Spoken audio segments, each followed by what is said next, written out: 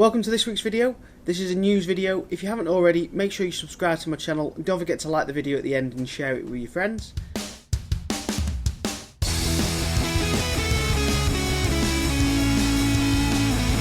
So the big news in the papers this week was about the Model S driver that was pulled up drunk behind the wheel, and when arrested he told the arresting officer, "Don't worry, the car was on autopilot."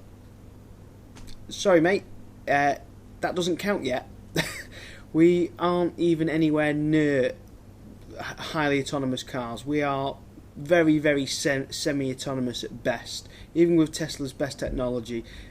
Now we are experimenting with level 5 cars. Renault, for example, have got a level 5 car that they've been testing on the roads, and there's a couple of YouTube videos with people testing that. But it is a test car. It's got several LiDARs on it, several cameras, several bits of extra stuff. And when it's being driven on the road with someone in it, it still has to have a safety person with a... You'll see in all the YouTube videos, everyone thinks the guy's driving it with the joystick. He's not. He's purely there for legal reasons to make sure he can take control if the car did something wrong. But we aren't near level 5 yet. Nowhere near it. I think Tesla and Model 3, someone correct me in the comments if I'm wrong, but I think with Tesla and Model 3, they have got level 4 ready, level 4 autonomous ready, but it's not been released yet on the car. Software update's not gone out, and level 4 will be more autonomous, but it isn't fully autonomous. We are not near fully autonomous, but it does bring the question to, when we get to this fully autonomous car, will we be able to just jump in the car after we've had a couple of drinks from the pub and get the car to drive you home? And I think yes, we will get to that point, but and here's the big but, how do you know if the car is on fully autonomous or the guy who's driving home drunk? And the question is, you probably won't.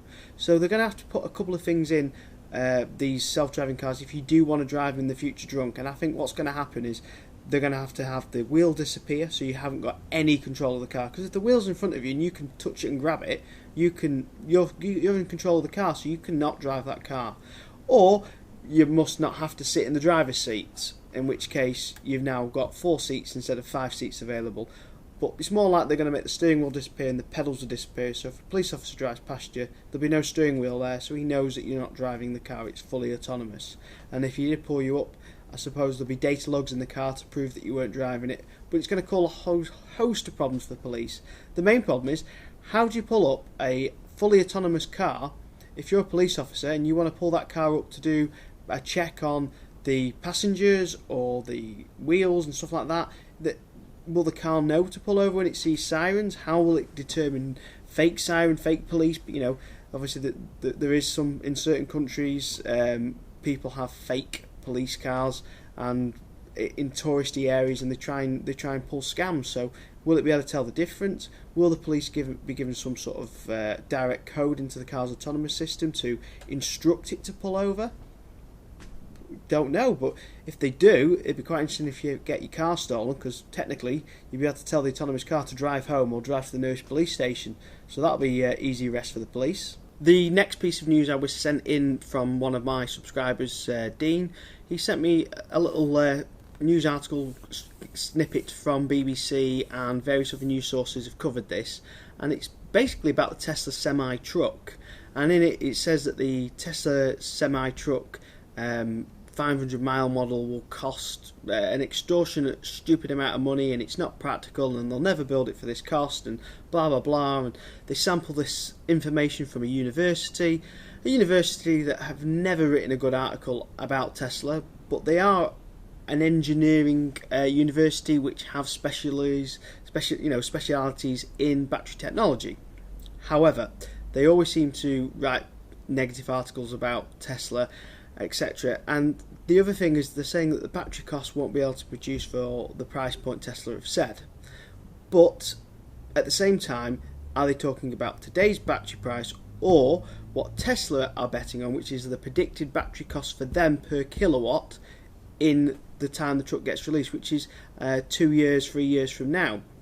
And let's be honest, Tesla are going to have a delay on it. It'll be 4, maybe 5 years before they get to that point. So if you take a bet on what the kilowatt price will be to produce a battery cell in 3-4 years, Tesla will probably bang on the money, and that's what they're betting on. But when these universities and news articles, they twist it, and they're basically looking at the kilowatt price today to produce those batteries to get those miles on the Tesla Semi truck, and that is wrong, because Tesla have built a mega factory. They built the biggest battery farm, biggest battery factory ever.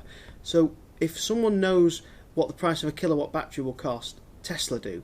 And Tesla have 100% control over how many batteries they can produce from that factory.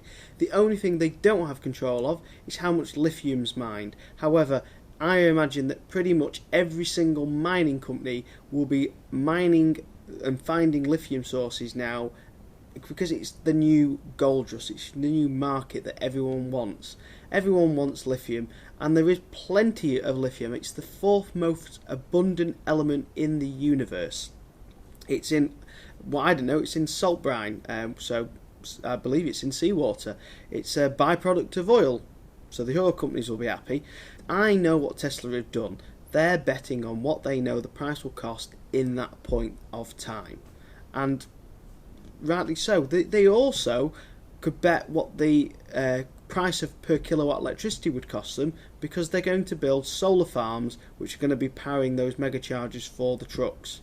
So that's how they can make certain bets, because they know what it costs to make the solar panels, they know what it costs to make the battery storage for the solar panels, and they know what it costs to produce battery cells. So Tesla have got all these things down, because they own facilities to make solar cells, they own abilities to make the batteries, and obviously they own factories which will be making the trucks and cars, etc. I'm assuming that they've employed a lot of people from the trucking background, so they've got other expertise all in there. Now, Tesla are not going to make an announcement they're going to build the truck for a certain price and then hike it up twice the cost. This article was saying that the truck is going to cost in battery cells more than what Tesla is selling the entire truck for. So why would Tesla do that? They're not. They're predicting the future. The other thing this article said is it said the battery cost the actual battery pack cost, got it there, costs £200,000, which is way more than a £130,000 truck. What it didn't mention is that a £130,000 truck doesn't come with all the optional extras that the Tesla truck includes. And when I say optional extras, there is bits that have to be fitted to trucks that truck drivers need. Tachometers, various security systems, there's loads of extra hardware that needs to be fitted onto a truck. The Tesla truck comes with all the software integrated. So if you take a £130,000 truck and add on all the extras that the average shipping company would cost, it's probably around about the same cost as what the Tesla truck comes in completed. Yes, there's going to be a couple of trucking companies that will just buy a completely standard truck and just put a cheap tachometer in, and that is it. But the majority of large shipping companies, large haulage companies, will be buying all this additional equipment on top, and Tesla are providing all that as well. The other thing Tesla are promising is a 1,000,000-mile warranty, no breakdown, the truck won't stop, the windscreen. When you weigh all these costs up for a massive haulage company, they will make that saving back. Add the diesel cost to the kilowatt charge cost, and you're saving more time again. You then save the refueling time it takes for a truck. When a truck refuels, it takes a long time. When a Tesla truck gets refueled, recharged, it's done at the location of the shipping or during his tacho break. So he just plugs it in, has his break, has his lunch. When he has to fuel the car up, he has to sit there, hold the nozzle in, can't eat his lunch, can't stop, can't brake. He's still working, he's still doing something, he's not resting. So when you weigh all these cost savings up, time per driver, destination, stuff like that, the Tesla truck will still be cheaper even if it's more expensive. However, they're guessing what the price of the Tesla truck is going to be. No one really knows apart from Tesla. Thanks very much for watching this week's video. If you've liked it, don't forget to like it, don't forget to share it with your friends, and please subscribe to my channel. I need to get my subscribers up past 1,000. If I don't, YouTube will be demonetizing my channel, which makes it a little bit harder for me to make content, because I'm not earning any money from it. And I've made a bit of an investment with cameras, microphones and stuff like that, and I do want to start travelling more. So I want to start taking a bit of more time off work to do some more travelling. So if you value my channel and you've enjoyed it, please subscribe it. Please share it with your friends. Try and get your friends to subscribe. I need to get my subscribers up soon. But thanks very much for watching. I hope you've enjoyed it, and I'll see you again next week. Thanks very much for watching. Goodbye.